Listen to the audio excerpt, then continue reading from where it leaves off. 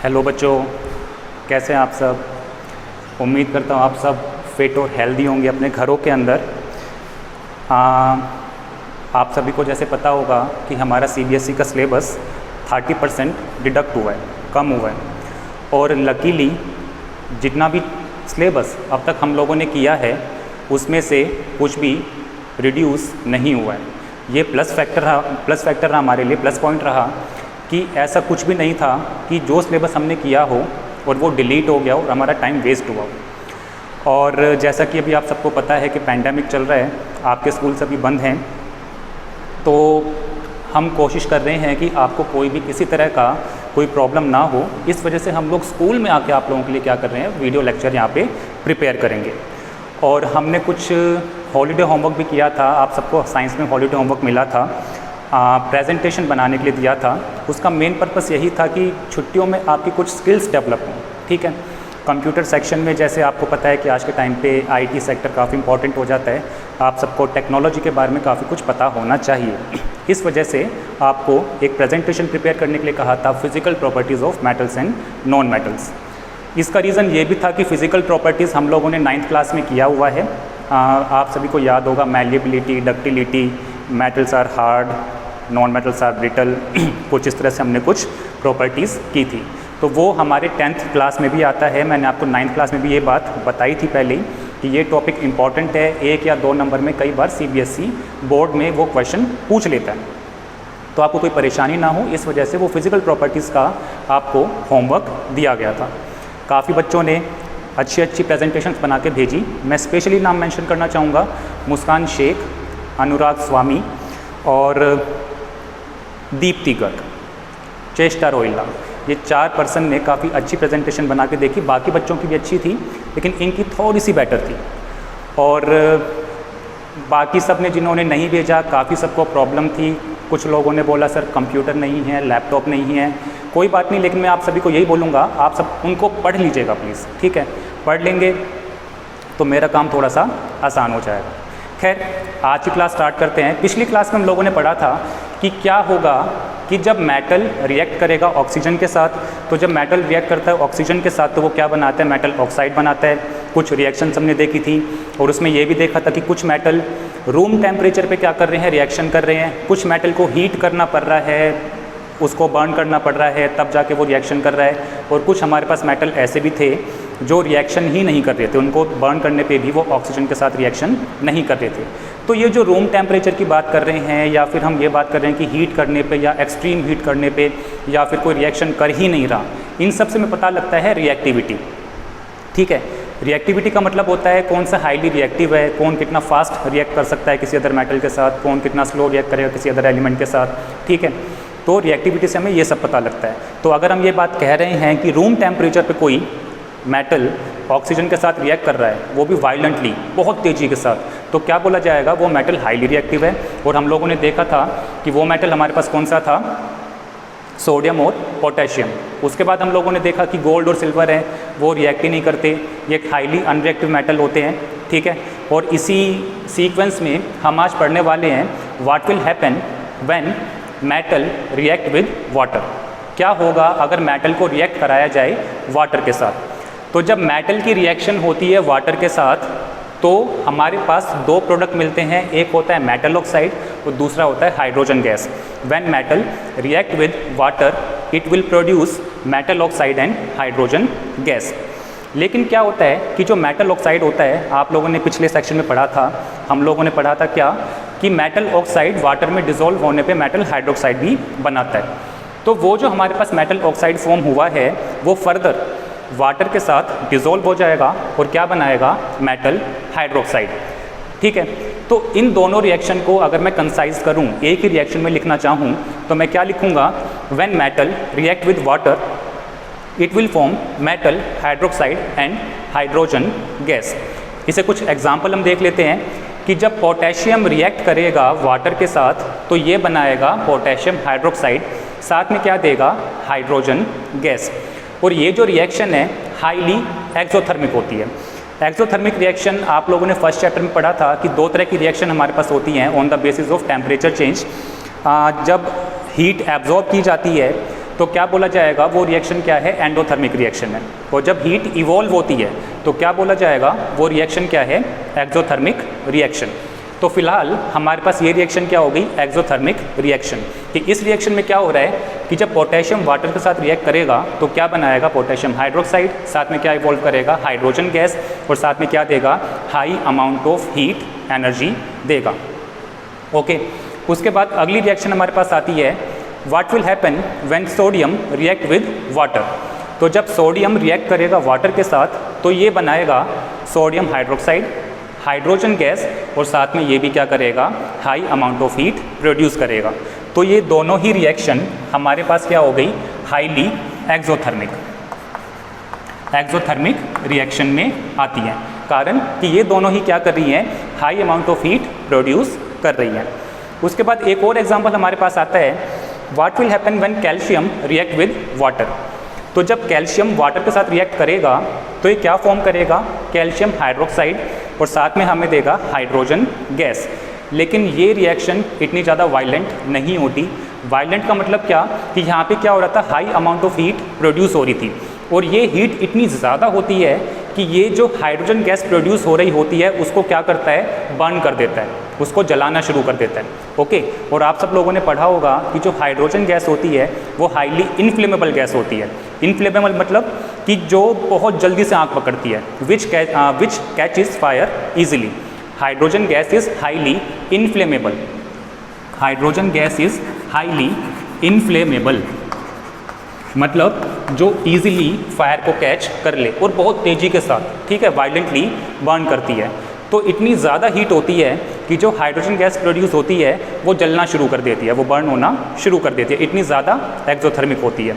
लेकिन जब कैल्शियम की रिएक्ट कराई वाटर के साथ तो क्या हुआ, हीट बहुत लेस अमाउंट में प्रोड्यूस होगी, या फिर कह सकते हो नेग्लिजिबल, और इतनी नेग्लिजिबल होती है कि यहाँ पे कोई हाइड्रोजन गैस बर्न करना स्टार्ट नहीं करती। जो हाइड्रोजन गैस प्रोड्यूस होती है वो एज इट इज़ हम कलेक्ट कर सकते हैं। उसके बाद एक और एग्जांपल हमारे पास आया मैग्नीशियम का, कि जब मैग्नीशियम की वाटर के साथ रिएक्शन हुई तो इसने बनाया क्या, मैग्नीशियम हाइड्रोक्साइड, और साथ में हमें क्या दिया, हाइड्रोजन गैस। और ये भी हमारे पास थोड़ी कह सकते हैं कि ये हीट प्रोड्यूस नहीं करता। रीज़न क्या है, लेस वायलेंट होता है। जो मैग्नीशियम है सोडियम पोटेशियम से क्या होता है, लेस रिएक्टिव होता है। लेस रिएक्टिव होने की वजह से ये इतना रिएक्ट नहीं करता वाटर के साथ जितना सोडियम और पोटेशियम कर रहे थे।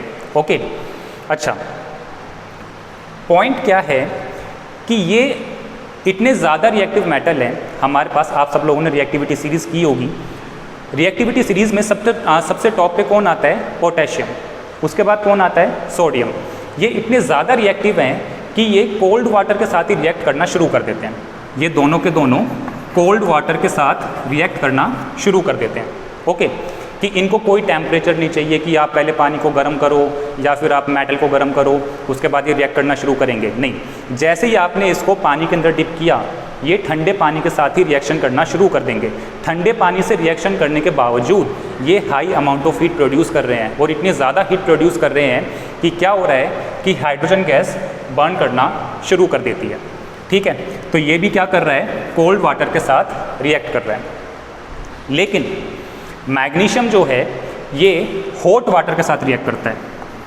मैग्नीशियम हॉट वाटर के साथ रिएक्ट करता है, मैग्नीशियम कोल्ड वाटर के साथ रिएक्ट नहीं कर पाएगा। तो अगर मैग्नीशियम और वाटर की रिएक्शन करानी है तो हमें हॉट वाटर लेना पड़ेगा। तो जब हॉट वाटर लिया जाएगा तो क्या होगा, मैग्नीशियम बनाएगा मैग्नीशियम हाइड्रोक्साइड, और साथ में क्या होगा, हाइड्रोजन गैस रिलीज होगी। अच्छा, कैल्शियम भी क्या करता है, कोल्ड वाटर के साथ रिएक्ट कर जाता है।